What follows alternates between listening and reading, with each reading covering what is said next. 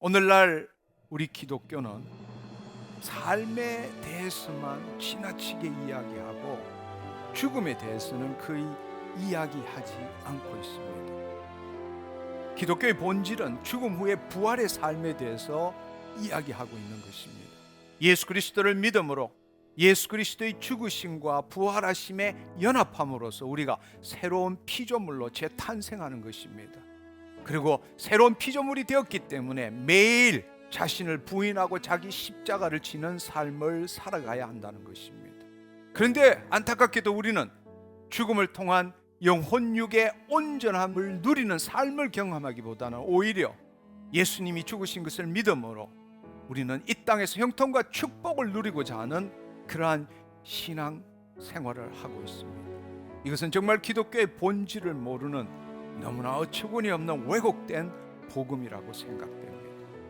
또 한편으로 오늘날 기독교는 복음을 전할 때 예수 그리스도의 초림, 즉 이 땅에 오심에 대해서 말하는 것과 비교할 때 다시 오실 예수 그리스도, 바로 재림에 대한 이야기는 너무나 빈약하다는 것입니다. 오히려 우리가 구원을 받았으니 죽고 나면 천당 간다는 식으로 그러한 생각들을 더 많이 가지고 있는 것 같습니다.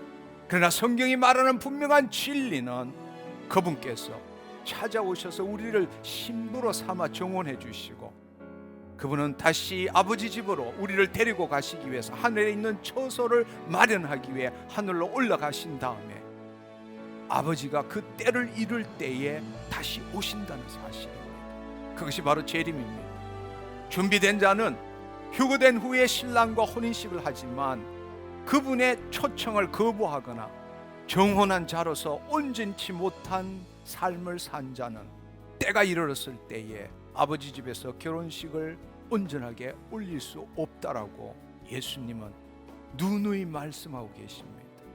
우리가 재림을 생각할 때는 언제 오시는가 보다 훨씬 더 중요한 사실은 왜 그분이 오시는가를 알아야 한다는 사실입니다. 그분이 다시 오시는 것은 우리를 부르셔서 어린 양의 혼인잔치에 참여하게 하거나 그렇지 못한 자들을 심판하기 위해서 그분이 오신다는 사실입니다. 시한부 종말론자들이 잘못된 휴거의 시간을 정하고 그것으로 말미암아 사회적 문제를 일으킴으로 인하여서 오늘날 교회에서는 혹시나 사람들의 오해를 사지 않을까 하는 두려움 때문에 다시 오실 예수님을 말하고 있지 않다는 사실입니다. 그냥 단지 언젠가나 오시겠지 뭐, 그러나 안 와도 상관없다는 그러한 식의 생각들을 갖고 있다는 것입니다.